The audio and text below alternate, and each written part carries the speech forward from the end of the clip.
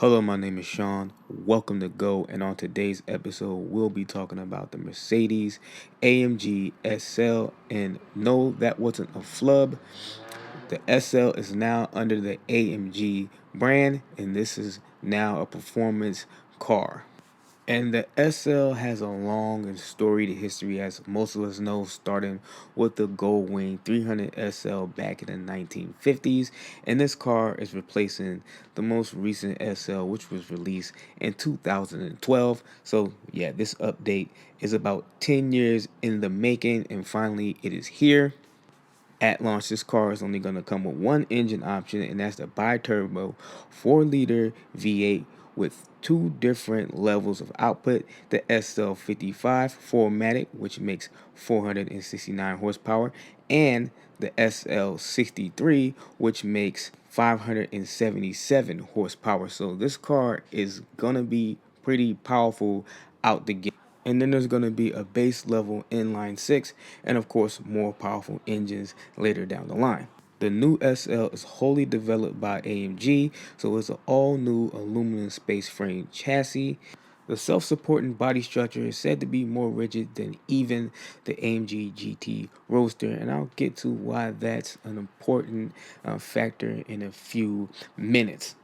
Now let's get into the interior styling, and y'all know I don't really care to judge interior quality without actually having sat in the car, but styling wise this car is actually pretty excellent. I would say it's chef's kiss. Is going more in the direction of the new S-Class.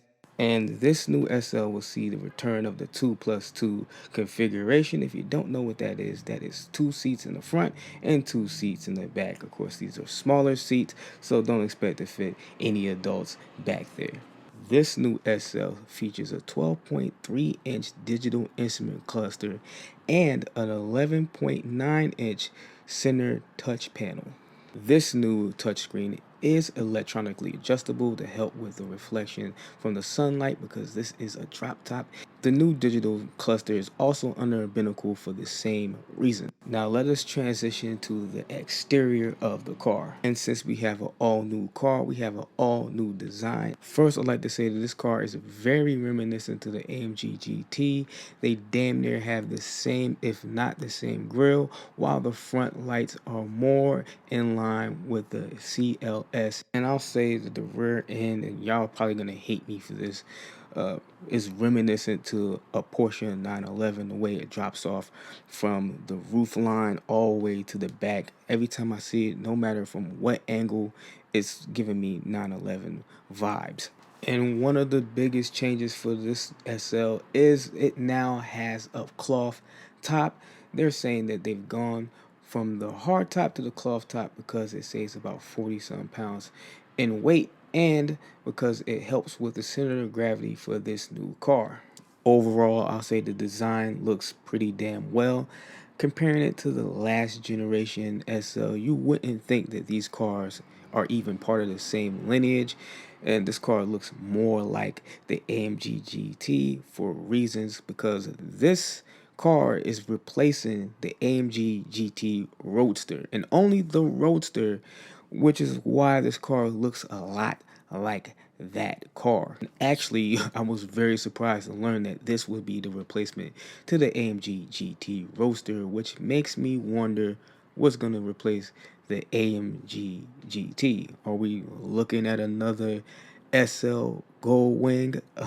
I don't know, but I'm gonna just put that out there just because I like doing stuff like that. Maybe a new SL Gold Wing or something, hopefully crazy like the SLS was a few years back, even though I'm more partially into the AMG GT. So there you have it, the new Mercedes AMG SL. What do you think of this car?